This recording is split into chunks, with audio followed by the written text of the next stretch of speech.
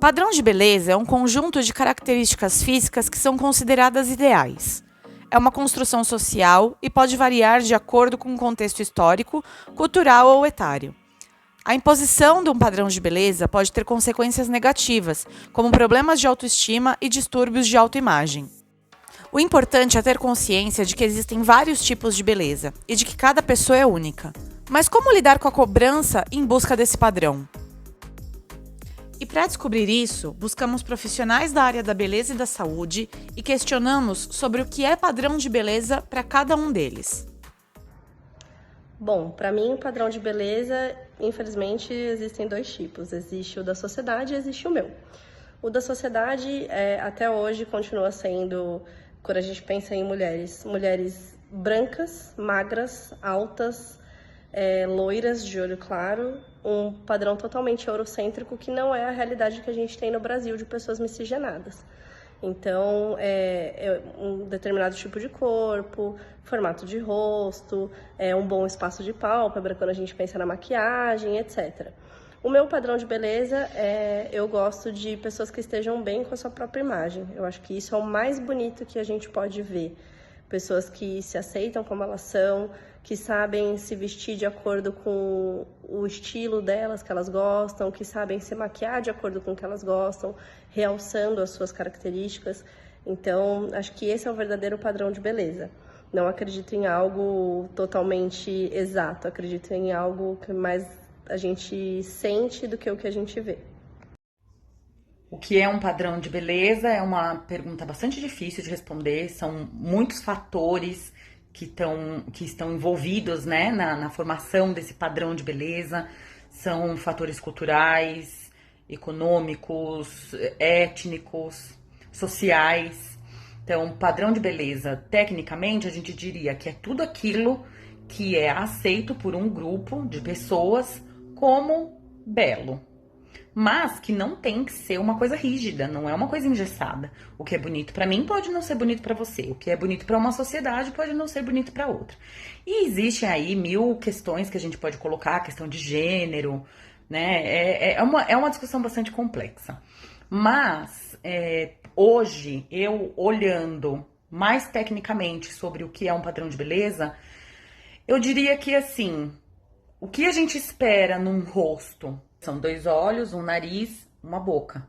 Se a pessoa eventualmente tiver sofrido um acidente, tiver tido alguma complicação médica e faltar um olho, faltar um nariz, pra mim essa é uma discrepância que me chamaria a atenção.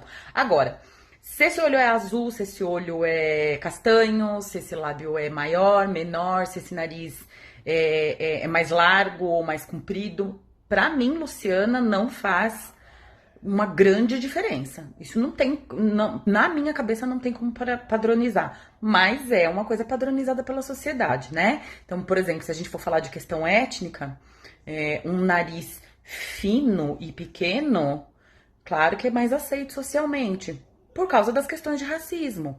Então, veja como esse assunto é complexo. Então, assim, se a gente pudesse seguir uma linha para dizer assim, padrão de beleza, a gente vai conseguir, a gente vai olhar para aquilo e achar belo. Como é que faz para fazer isso? Para mim é quando os elementos de uma única face se conversam entre si. Eventualmente, a gente pode ter uma pessoa mais dólica, né? Aquele rosto mais longo, mais comprido, e dizer, puxa vida, esse nariz longo combina com ela, combina com ele. Aquele rapaz que tem um queixo mais largo, mas tem um rostão, combina. Um lábio maior, com aquele olhão mais aberto, combina. Não é? Não tem como engessar. Padrão de beleza para mim é de verdade uma questão de conversa de cada elemento entre si. E se aqui alguma coisa incomoda, ajusta justamente para harmonizar. Daí o termo harmonização facial, que é o meu trabalho. Então, sob o olhar da psicologia, o padrão de beleza é uma construção social que ela varia de acordo com o tempo e com a cultura. Então, são características físicas e comportamentais que são desejáveis ou esteticamente agradáveis e que vai datar também um momento histórico e cultural. Esse padrão de beleza ele varia de acordo com cultura, mídia, indústria da beleza e até grupos sociais, não só de grupos sociais específicos, mas também de artistas, influencers e etc. E o legal é frisar que isso é para mulheres e homens, isso não é só das mulheres de jeito e maneira, nunca foi. É que no momento histórico que a gente vive, né, momento social também, tem se desconstruído um pouco essa questão mais de padrões rígidos de masculinidade, então os homens também estão tendo acesso a coisas que antes eram mais as mulheres, como dermos cosméticos, procedimentos estéticos e até maquiagem. O Brasil é um dos países que mais realiza procedimentos estéticos no mundo, ficando em segundo lugar logo após os Estados Unidos. Perguntamos para a esteticista doutora Luciana Congílio quais os procedimentos mais buscados e se ela já se recusou fazer algum procedimento estético por perceber que se tratava de um padrão de beleza irreal. O que os pacientes buscam, né, quando procuram procedimentos estéticos, eu já percebi que tem dois tipos de paciente. O paciente muito seguro, que se gosta, que se curte, que já se acha bacana e que quer manter aquilo que ele tem, quer aprimorar o que ele tem e manter o que ele tem. E tem o paciente que é o exato oposto. O paciente que não se sente bem com alguma coisa, ele é o foco dele é melhorar uma fonte de insegurança. Isso de a gente eventualmente ter que recusar, né, a fazer determinado procedimento, isso existe. Comigo não é muito frequente. Eu acho que quem me procura já conhece a minha linha menos é mais de trabalho. Mas é muito importante estar atento ao dismorfismo, que é uma condição psicológica onde o paciente nunca vai estar satisfeito, não importa o que a gente faça, ele sempre vai estar encontrando defeito. E também é preciso ter cuidado com um paciente muito afoito ou que quer beleza em detrimento de saúde. Como eu sou profissional de saúde, eu sim já me recusei. Quando eu percebi que aquele lábio, uma seringa a mais, já começaria a trazer problemas de selamento labial, de mastigação. Então, aí, nesse momento, a gente pode sim dizer não. Mas essa recusa, ela nunca é fruto do que eu acho, bonito ou não. Se o paciente quer um determinado procedimento e ele vai se sentir bem e feliz dessa maneira, eu faço. A minha limitação, sim, está sempre relacionada com o impacto que o procedimento vai ter na saúde do paciente. E com relação a se recusar a cumprir um padrão que é irreal, muitos pacientes vão aparecer com coisas que são mirabolantes.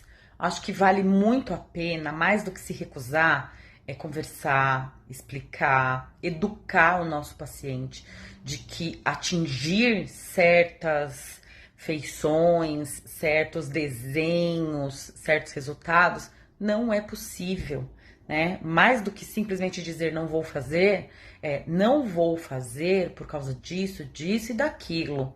Educar as pessoas, né? E mostrar o que ela tem de bonito. Que ela não precisa buscar o que o outro tem de bonito e copiar e colar na cara dela, né? Eu acho que isso é o mais importante, a gente conversar com as pessoas. A psicologia tem alguns pontos de vista sobre os padrões de beleza que podem trazer efeitos psicológicos negativos. E hoje, além da mídia, temos também as redes sociais que influenciam e ditam o que é considerado belo, o que pode nos levar a uma insatisfação com a nossa própria aparência. A psicóloga Viviane Castanheiro falou um pouco dessa influência no sentido emocional e quando esse tipo de conteúdo pode se tornar um problema. Também falou sobre quais são os sinais de que esse consumo está exagerado e de como esse excesso pode nos prejudicar. O que o padrão de beleza tem a ver com o nosso emocional?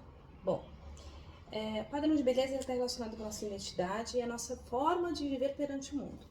E se a gente tem um padrão de beleza muito idealizado, né, no campo do desejo, da ideia, isso pode afetar negativamente todo mundo, sim.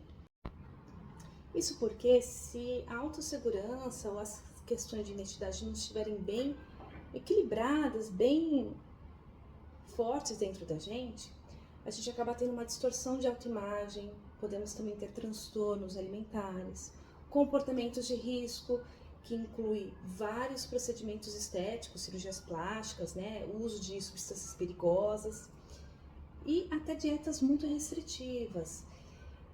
E, além de tudo, depressão e ansiedade, né, porque a gente fica com um autoconceito ou um conceito sobre si mesmo muito rebaixado. Então, isso afeta, sim, negativamente. O que a gente tem que fazer, então? Obviamente, sempre ter uma autoconsciência, olhar para dentro de si e avaliar. Eu estou tendo muito sofrimento com isso? Isso está atrapalhando demais o meu dia a dia, a minha socialização? Então fica um ponto de alerta.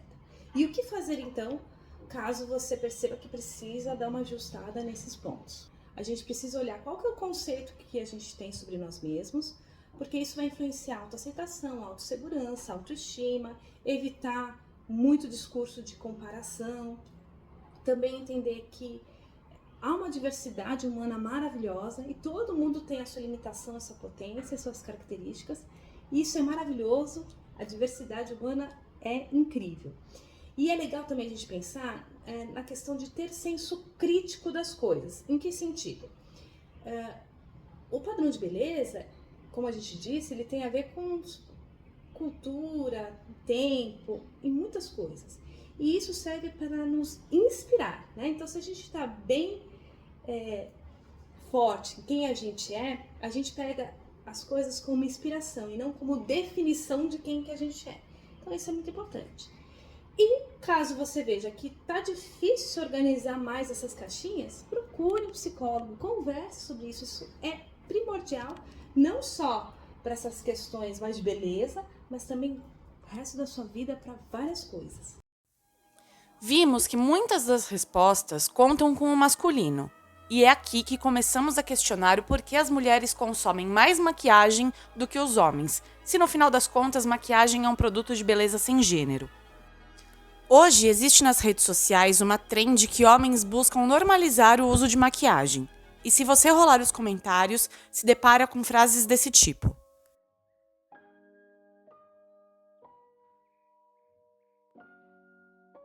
E muitas dessas frases são vindas de mulheres. Perguntamos para a maquiadora Thaís Teixeira se o público masculino costuma procurá-la para fazer maquiagem e se ela acha que a maquiagem masculina hoje em dia já é aceita ou se continua sendo um tabu. O público masculino não me procura para fazer maquiagem. As raras ocasiões que eu fiz foram para noivos, quando eu já estava maquiando a noiva e eles estavam no mesmo local e aí era possível maquiar eles também.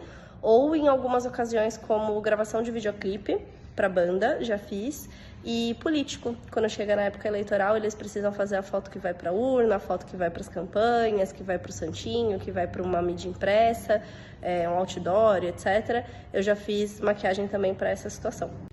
Eu acho sim que a maquiagem masculina hoje em dia ela é mais aceita, mas eu ainda acho que existe um tabu muito grande de preconceito dos homens acharem que eles vão ficar muito maquiados ou que eles vão ficar muito caracterizados, associar às vezes aquela maquiagem que a gente vê em TV, em alguns jornalistas, de algumas emissoras que fica muito, muito carregada, mas eu acho que eles aceitam, acho que os homens no geral estão muito mais vaidosos hoje em dia, então para eles é mais natural cuidar da beleza, mas ainda acho que a maquiagem é um pouquinho de tabu sim.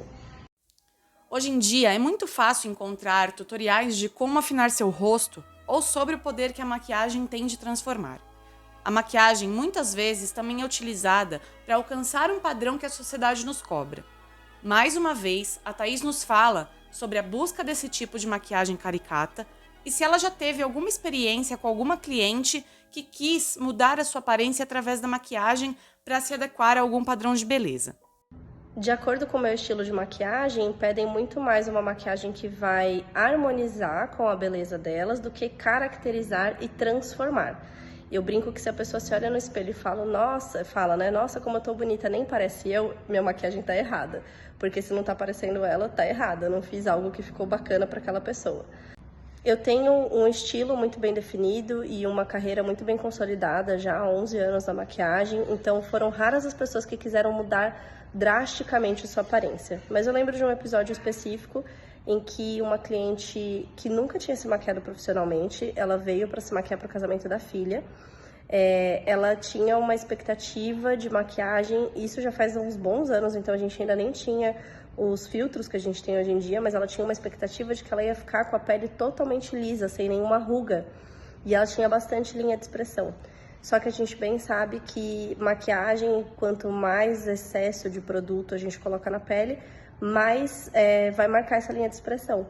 E aí, quando eu terminei a maquiagem, ela se olhou e falou, mas eu tô cheia de ruga, como assim? Como assim, né? Você não tirou as minhas rugas? E aí eu tentei falar de uma forma educada que eu não tinha como fazer uma cirurgia plástica, um processo de botox com a maquiagem, que elas iam ficar pelo menos da mesma forma que já eram, se não mais. E ela saiu bem frustrada, ela me pagou normalmente no final do atendimento, mas ela saiu bem frustrada e foi uma cliente que não retornou, não fazia parte realmente do meu público-alvo, e nem lembro como ela chegou até mim, se foi por indicação, enfim, mas foi um momento em que eu vi que ela ficou bem frustrada e infelizmente acontece. Mas nem só de cobrança vivem as redes sociais. Hoje conseguimos encontrar muitas influenciadoras que lutam pelo natural e utilizam da maquiagem como suas aliadas em casos de vitiligo ou problemas na pele. Eu acho que os profissionais ainda não estão 100% preparados para lidar com uma diversidade de peles, quando a gente fala de mancha, de acne, de vitiligo, inclusive de pele negra, que foge daquele padrão que a gente comentou no início. Então, eu acho que ainda precisa de um preparo maior, de um estudo, de um aprofundamento, principalmente vontade dos maquiadores de querer maquiar pessoas que não estão neste padrão, né? Pessoas que têm uma pele diferente, que tem alguma condição, que tem alguma patologia, rosácea, melasma, enfim. Eu acho que ainda falta, acho que a gente percorre a passos de tartaruga, assim, a passos muito lentos. O nosso projeto quer conscientizar as pessoas de que maquiagem é um produto para qualquer tipo de pele, cor ou gênero. E que qualquer um que se sentir à vontade pode usar. E que, com certeza, utilizar a maquiagem como uma aliada da sua autoestima é o caminho mais seguro. Para finalizar, mais uma vez, a maquiadora Thaís vem nos fazer refletir sobre beleza e autocuidado.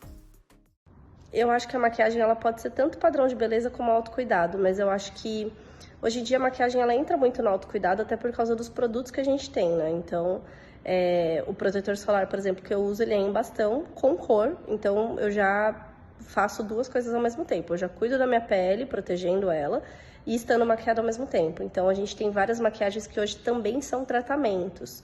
Então, elas podem ser um autocuidado, mas eu ainda acho que elas são uma imposição. Mas acho que isso vai de acordo muito também com o tipo de conteúdo que a gente consome na internet. As pessoas que a gente está consumindo, elas são pessoas que impõem a maquiagem como um padrão, ou elas impõem a maquiagem como realmente algo para a gente se sentir bem e fazer parte de uma rotina de autocuidado, quando e se necessário. Então, acho que vai muito com isso, assim, vai muito de acordo com as pessoas que a gente acompanha, que a gente segue nas redes, que a gente convive, qual é a relação que essas pessoas têm com a maquiagem. E não acho que a maquiagem é necessária para a gente se sentir bonita.